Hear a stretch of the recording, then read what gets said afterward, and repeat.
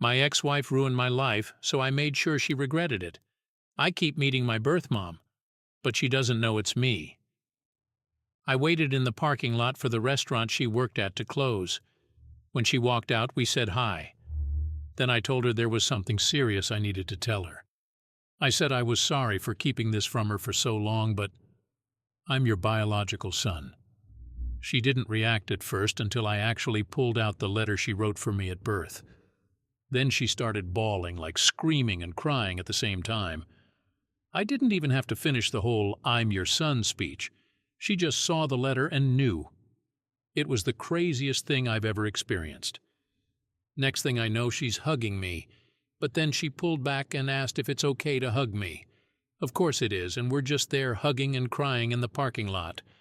It hit her hard, though. Her legs gave out for a second, so I had to actually hold her up while she's still hugging me for a minute. What really got me was her saying to me, "Look how big you got." Also, hearing her cry made me cry too. She went back to open the restaurant up. She wouldn't take no for an answer. We had coffee, ate a slice of their pie inside, and talked. There were so many things we talked about. She told me the second time I came to the restaurant she got a feeling, but for her, it was hard to believe it was me. So that feeling she had was pushed way down because she told me for years after I was adopted, she saw kids that would be my age and used to think they were me. Then she would be crying in public. It messed with her mind a lot and made her depressed, so she didn't want to do the same when she saw me getting her hopes up like that. She says I look so much like my biological dad when he was younger, though. We talked about him, too. They stayed in contact with each other in case I ever reached out to one of them, so it would be easier to contact the other. I didn't have hope about finding my biological dad since he was never mentioned, so I'm glad they both planned for this future scenario. She told me about how they wanted to keep me, especially my biological dad. He didn't want me to be adopted, but he knew they had to because they were just kids. It took him a long time to get past it after I was born. She told me that's why he didn't leave anything, because he didn't want to believe he might not see me again. We talked for hours until almost 2 o'clock in the morning. They closed at 11 o'clock. She just wanted to know everything about me, but her main thing was, am I happy? Were my parents good to me? Did I have a happy childhood? And I did. I told her thank you for helping to give me this life. We both cried again. She cried the most. Everything was very emotional for her. Sometimes she would look really happy but then get sad again. After my 18th birthday, she was hoping I would find her. That's why she stayed in the same city. But since I didn't, she always thought maybe I resented her, wasn't told I'm adopted, or maybe had decided it was better not to have her around. It made me feel bad for not telling her sooner. She told me it's not my fault, and I did right going at my own pace. Honestly, she's so sweet. The way she kept looking at me with the biggest smile made me emotional sometimes. Makes you think, how can someone who's been a total stranger your whole life look at you with so much love? It's wild. We learned so much about each other. She asked me if we could have dinner soon to keep talking, and if at some point in the future, if I'm interested, come over to her house so I can meet her husband. That all sounded really great. We exchanged numbers. After I left, she sent a text telling me thank you for giving her this gift that she didn't know if it would ever come. My girlfriend came over and she hugged me while I cried. I wasn't sad. These were happy tears. Everything went better than I expected. There was still emotionally heavy stuff, but I'm still glad that we got to open up to each other. Lots of you asked to let you know how it goes meeting my biological dad, and to say it was emotional is an understatement. I've been feeling so many things since this all happened. We met a few days ago. It was originally supposed to be almost 2 weeks ago, but things kept coming up, work, and then I got sick for days. But we made it happen. This made me more nervous because I didn't know anything about him. With my bio mom, it was different because I watched her from afar and got to know her a little before it came out. I asked my bio mom if she could be there too, just because she knows him better. So it was the two of us waiting for him at this park. He was already crying before we even got to him. This guy is strong too, so he pulled me in for the biggest bear hug and cried. He told me he wants me to know that they loved me so much and he loves me. I lost count of how many times he'd come back in for one more hug. This definitely got to him, and he kept saying thank you, God, a few times, looking at my face. The feelings, man, the feelings, we had so many of them.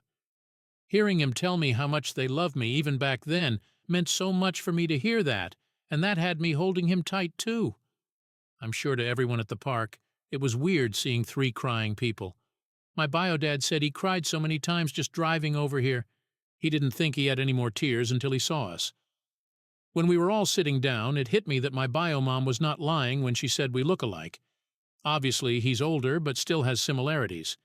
He brought gifts, too, which was a surprise. It was really nice. He told me I don't have to keep them if I don't want to, but he felt weird not coming with anything, and he's wanted to give this to me for a long time. One was a teddy bear holding a picture frame of him at the hospital holding me. He was 15 years old. It's still crazy to realize that. And then the other thing was a journal. The journal thing was stuff he said he started writing to me years after I was adopted. He was in therapy, and that helped him to cope, thinking he would give them to me one day, his way of still feeling connected to me. I haven't read everything yet, but some of the pages were his thoughts and like he's talking to me. How he felt when they found out she was pregnant, then the adoption, everything going on in his mind when he first got to hold me as a baby. I didn't even know he was at the hospital too. It was not what I was expecting. It really got to me.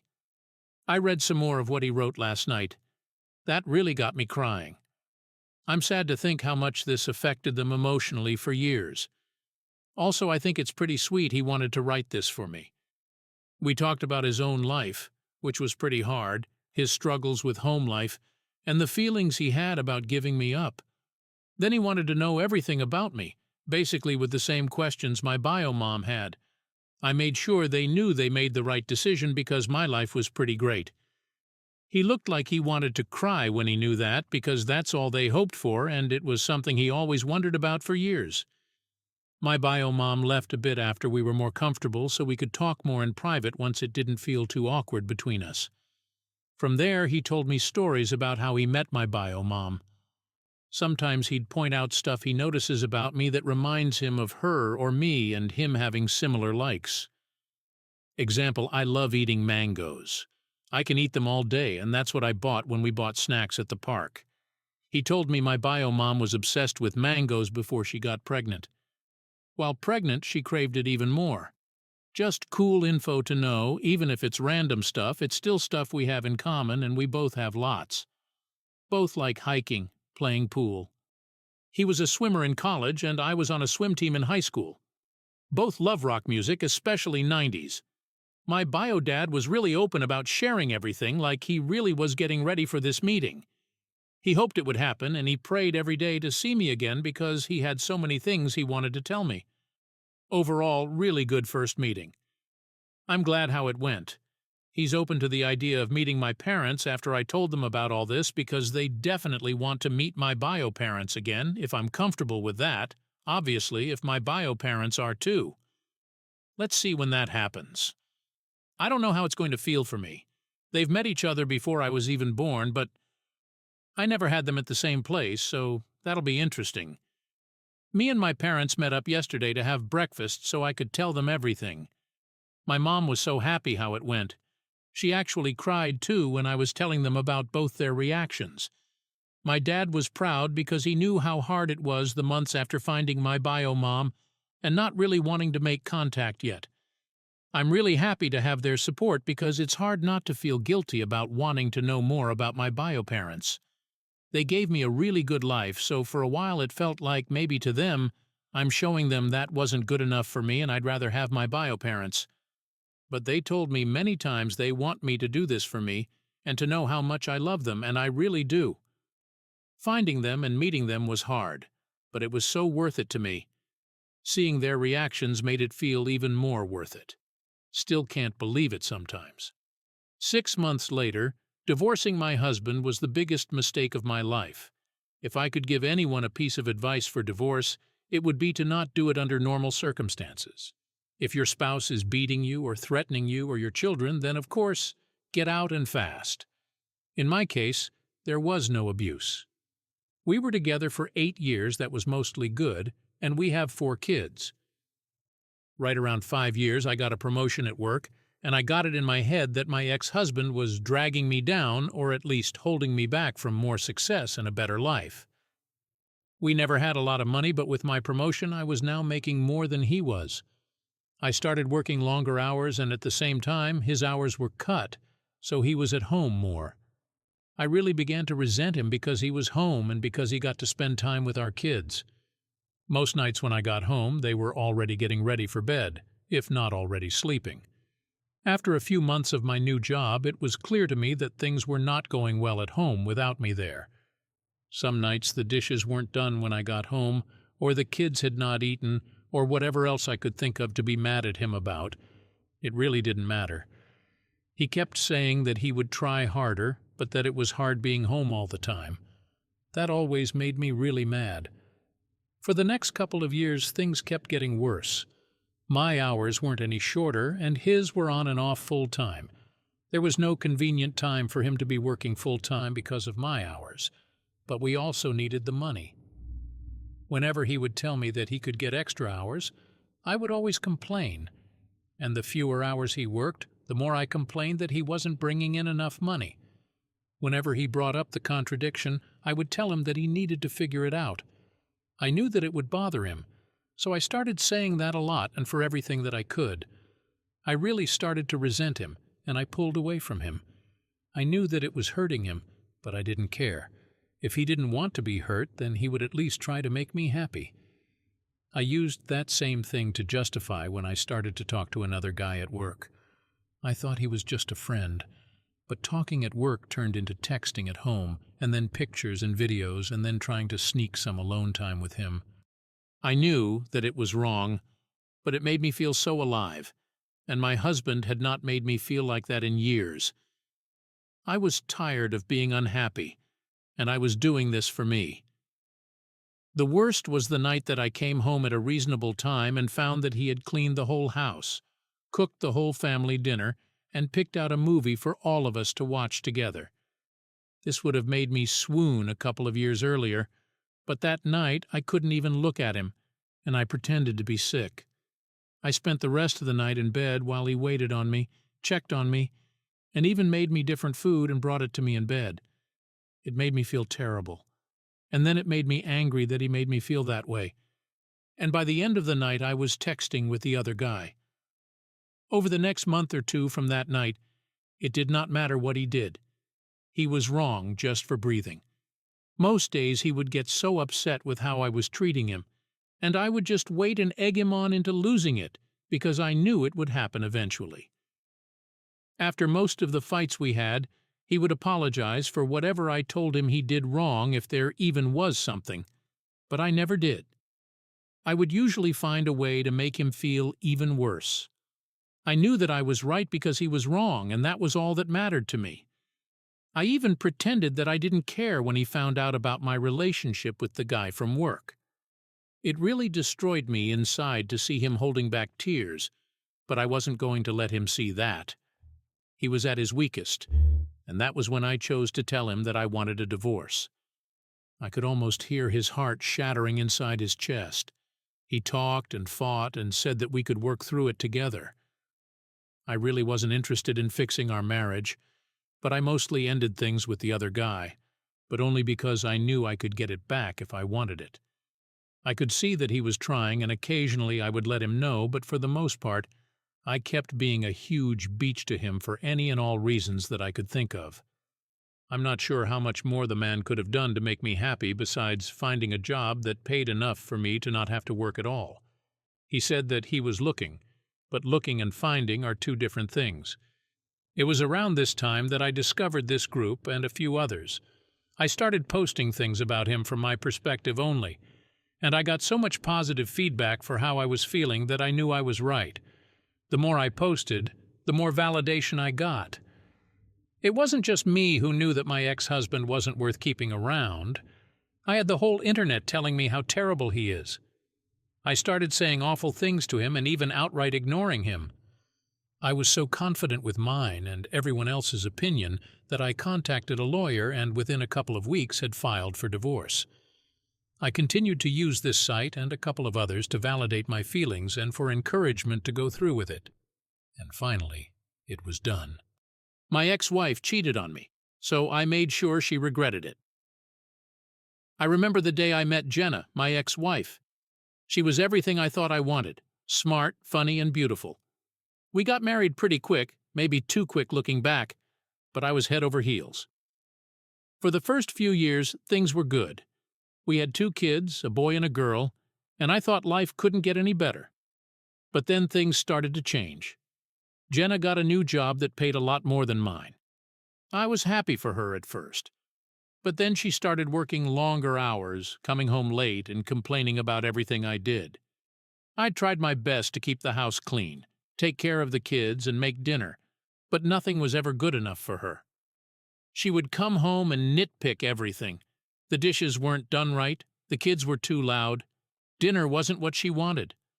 I started feeling like I couldn't do anything right. Then she started talking about this guy from work, Dave. At first it was just casual mentions, but then it became more frequent. She would laugh about things he said, talk about how smart he was, and how they worked so well together. I started to get suspicious, but I didn't want to believe she would cheat on me. One night she came home even later than usual. The kids were already in bed, and I was sitting in the living room waiting for her. When she walked in, she smelled like alcohol and perfume that wasn't hers. I asked her where she had been, and she just brushed me off, saying she had been out with some friends from work. But I knew. I could see it in her eyes. She was lying. The next few months were hell. She became more distant, more critical, and more secretive. She was always on her phone, smiling at messages and hiding the screen when I walked by. I tried to talk to her, tried to work things out, but she just pushed me away. One night I couldn't take it anymore. I took her phone when she was in the shower and looked through her messages. There they were, texts from Dave, telling her how much he missed her, how he couldn't wait to see her again. And her replies, telling him she felt the same way. I confronted her that night. She didn't even deny it. She just looked at me with this cold, empty expression and said she wasn't happy anymore. She said she wanted a divorce. I was devastated. I had given her everything and it still wasn't enough. The divorce was brutal. She fought for full custody of the kids, claiming I was an unfit father. She lied about everything, trying to paint me as a lazy, irresponsible man who couldn't take care of his own children. It hurt more than anything I had ever experienced. I lost my kids, my house, and my dignity. But I didn't give up. I knew I had to do something to turn my life around. I started working 2 jobs, saving every penny I could. I took parenting classes, went to therapy, and did everything I could to prove I was a good father.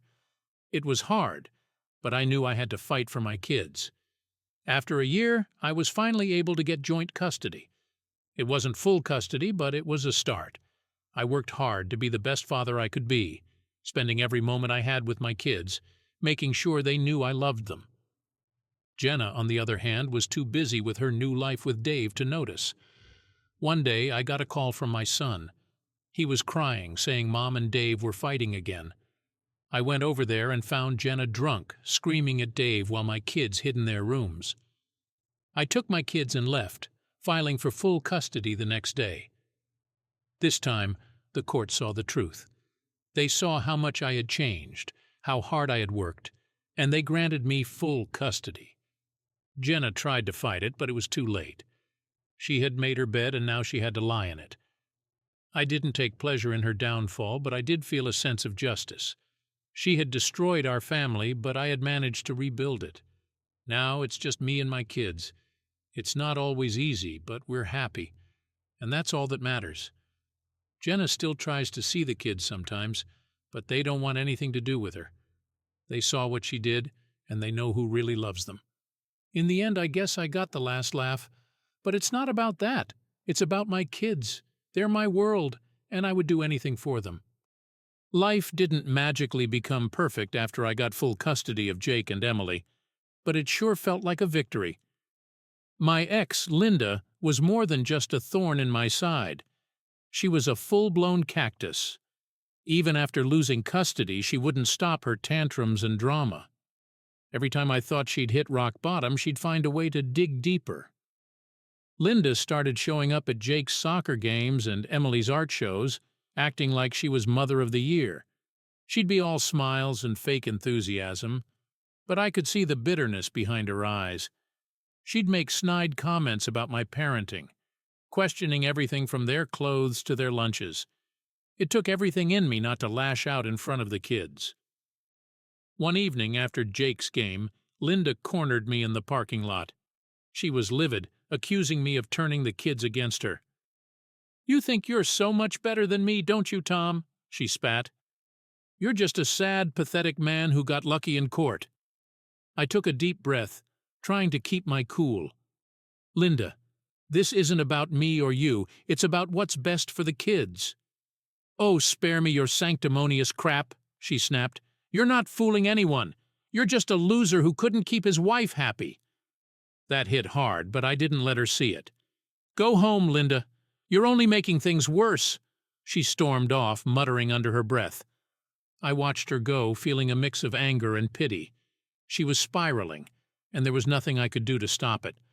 My focus had to stay on Jake and Emily. A few weeks later, I got a call from the school. Linda had shown up, causing a scene in the principal's office. She was demanding more visitation rights, claiming I was poisoning the kids against her. I rushed over, finding her yelling at the principal, who looked like he wanted to be anywhere but there. "Linda, stop," I said firmly. "This isn't helping." She turned on me, eyes blazing.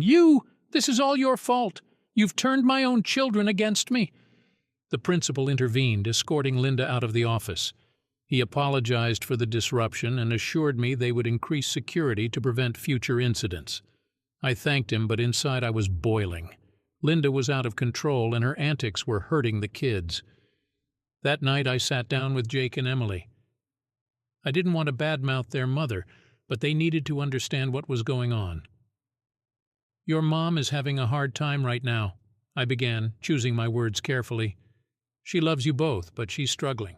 If you ever feel uncomfortable or if she says anything that upsets you, I want you to tell me, okay?" Jake nodded, looking somber. Emily just hugged me tightly. "We know, Dad. We know you're trying your best." That gave me a bit of comfort, but I knew the road ahead was still rocky. Linda didn't let up. She started sending nasty emails and texts, accusing me of brainwashing the kids. She even showed up at our house one night, pounding on the door and screaming.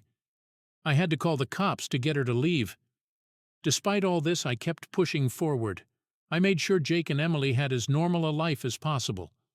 We kept up with our new traditions, and I tried to fill their days with as much joy as I could muster. We took trips to the park, had game nights, and I even started teaching Jake how to fix up an old car, something my dad had taught me. One day out of the blue, Linda called and asked to meet.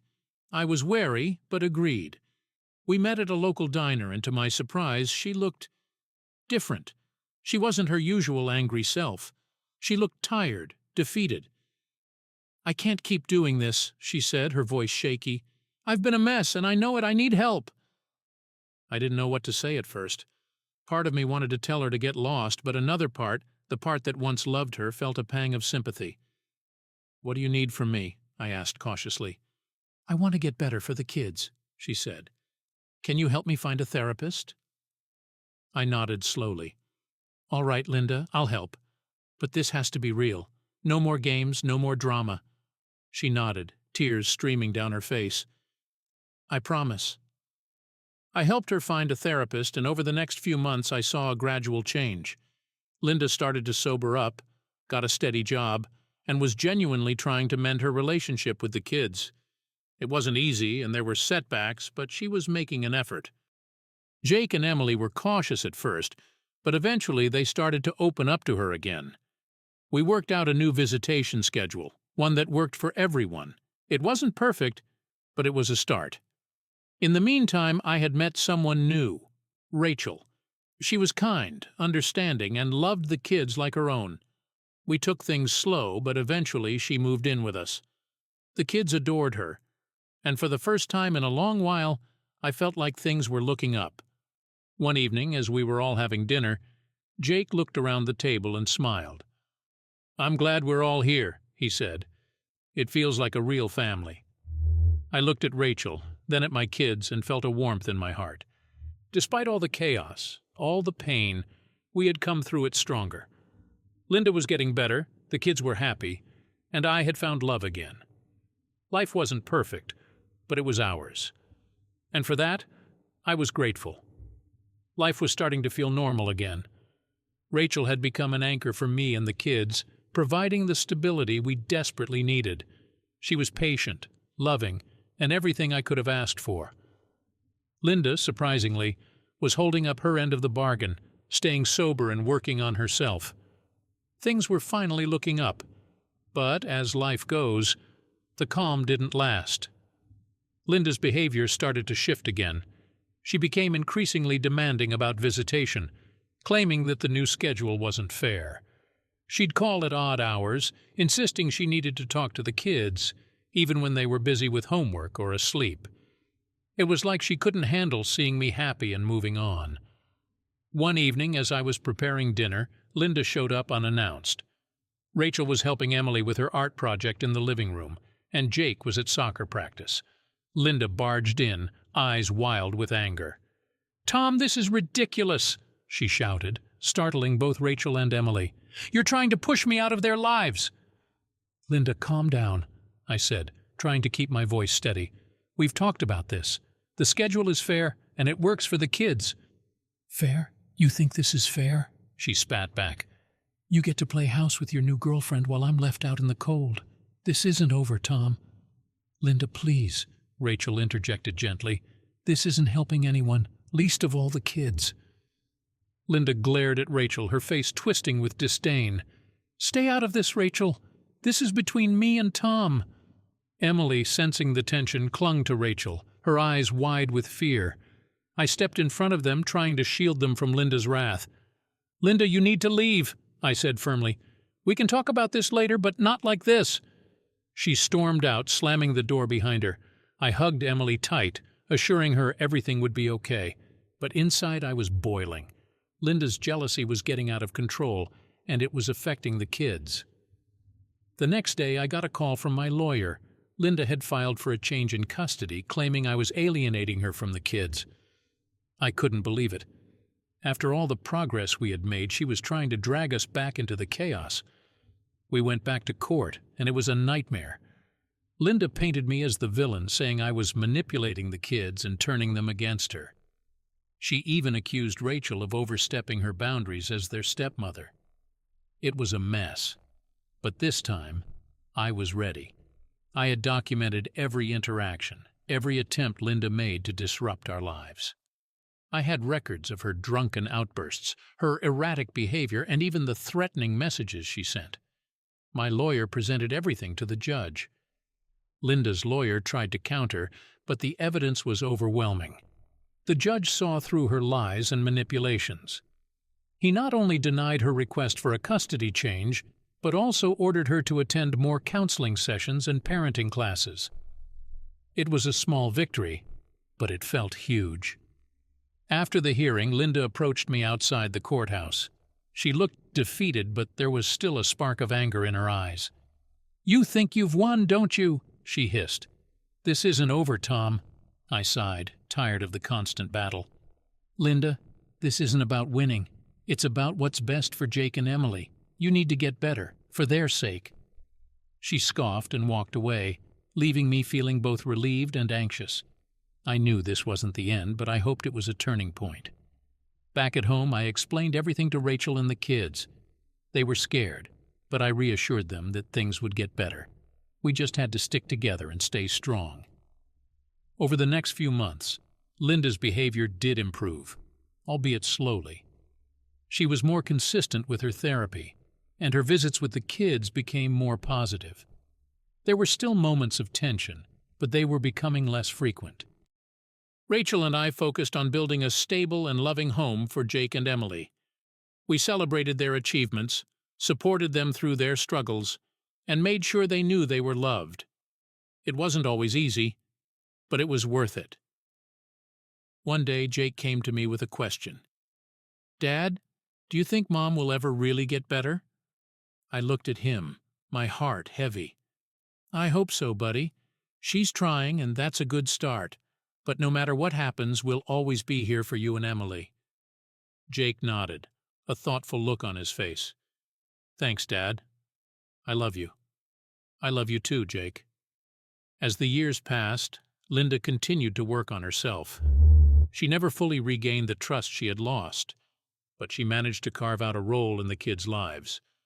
They grew up knowing their mother loved them, even if she had made mistakes. And through it all, Rachel and I were there, providing the stability and love they needed. Life had thrown us a lot of curveballs, but we had come out stronger. Linda's actions had nearly destroyed us, but we had rebuilt our lives piece by piece. And in the end, that's what mattered. We had each other, and we were a family. Life settled into a rhythm after the court hearing. Linda's visits became more manageable, and she was making a genuine effort to improve. Jake and Emily seemed happier, more relaxed, and Rachel and I continued to build a stable, loving home for them. It felt like the storm had finally passed. But, as I learned, Linda had a knack for stirring up trouble. She'd occasionally still throw a wrench into the works, especially when she felt like things were slipping further out of her control. One Sunday evening, while Rachel and I were preparing dinner, the phone rang. It was Linda demanding to speak with the kids. "They're busy right now, Linda," I said, keeping my tone neutral. "It's dinner time." "Of course you wouldn't let me talk to them," she snapped. "You're always trying to cut me out of their lives. This is exactly why I need more visitation rights." "Linda, we have a schedule for a reason," I replied, trying to stay calm. "Let's stick to it. The kids need consistency." "Consistency? You mean your version of it?" she retorted. "You're such a control freak, Tom. No wonder I left you." I felt my patience slipping. "This isn't about us, Linda. It's about the kids. If you want to talk to them, do it during your scheduled time." She hung up on me, leaving me fuming. Rachel put a reassuring hand on my shoulder. "Don't let her get to you, Tom. She's just trying to provoke you." "I know," I sighed, "but it's exhausting." Despite these flare-ups, things gradually improved. Jake's soccer team made it to the regional finals, and Emily's paintings were featured in a local art exhibit. Life was moving forward, and I was determined to keep it that way. One day, Linda called and asked to meet. Again. I was hesitant, but agreed. We met at a coffee shop, and she seemed calmer, more collected. "Tom, I know I've been difficult," she began, her voice softer than usual. "But I want to make things right, for the kids." I studied her, wary. "What do you have in mind, Linda?" "I've been offered a job in another state," she said. "It's a good opportunity, and I think it might be best if I take it. It would give us all some space." I was stunned. Part of me wanted to cheer, but another part was cautious. "And what about Jake and Emily?" "I'll still visit," she assured me, "but less frequently. I think it's what we all need." I nodded slowly. "If you think it's for the best, then okay." Linda took the job and moved a few months later. Her visits became less frequent, and to my surprise, the kids seemed to handle it well. They missed her, of course, but they were thriving in the stable environment Rachel and I provided. With Linda's presence diminished, life took on a new normal. Rachel and I got married in a small ceremony with Jake as my best man and Emily as the flower girl. It was a beautiful day, filled with love and hope for the future. Linda kept her promise to visit, but the drama decreased significantly. She seemed to be genuinely focusing on bettering herself and rebuilding her life. The kids appreciated her efforts, even if the wounds of the past hadn't entirely healed. Years passed, and Jake and Emily grew into remarkable young adults. Jake went off to college on a soccer scholarship, and Emily pursued her passion for art, attending a prestigious art school. Rachel and I couldn't have been prouder. One summer, Jake came home from college and sat me down for a talk. "Dad, I've been thinking a lot about Mom. I think I want to reach out more, try to build a better relationship with her." I nodded. Understanding is need. That's a good idea, Jake. She's your mother, and if you're ready to mend things, you should. He smiled, relieved. Thanks, Dad. I just wanted to make sure you were okay with it. Of course I am, son. I want you to be happy. Jake reached out to Linda, and their relationship slowly began to improve. It wasn't perfect, but it was a start. Emily followed suit, finding her own way to reconnect with Linda. It was a bittersweet process, but necessary for their healing. Rachel and I continued to support them, providing the love and stability they needed. Linda's visits became more meaningful, less about the past and more about building a future. One day Linda called me. Her voice was different, more genuine. Tom, I just wanted to thank you for everything. You've been a great father to our kids, and I know I made it hard for you. I was taken aback. Thanks, Linda, it means a lot. I've been sober for 3 years now, she continued, and I've realized how much damage I caused. I'm truly sorry. I took a deep breath. I appreciate that, Linda. The kids do too. What's important is that you're trying to make things right now. We ended the call on a positive note, and I felt a sense of closure. The years of turmoil had led us to a place of understanding and growth. Linda's actions had nearly torn us apart, but in the end, we had all found a way to heal. Jake graduated with honors and pursued a career in sports medicine. Emily became a successful artist, her works displayed in galleries across the country. Rachel and I watched with pride as our children built their own lives, filled with love and purpose. Linda remained a part of their lives, albeit from a distance. She had found her own path to redemption, and while we would never forget the past, we had all moved forward. Looking back, I realized that the journey had made us stronger. We had faced betrayal, heartbreak, and countless challenges, but we had come through it all. Our family, though unconventional, was filled with love and resilience. In the end, it wasn't about winning or losing. It was about finding peace, healing old wounds, and building a future we could all be proud of. And as I stood there, surrounded by my family, I knew we had done just that.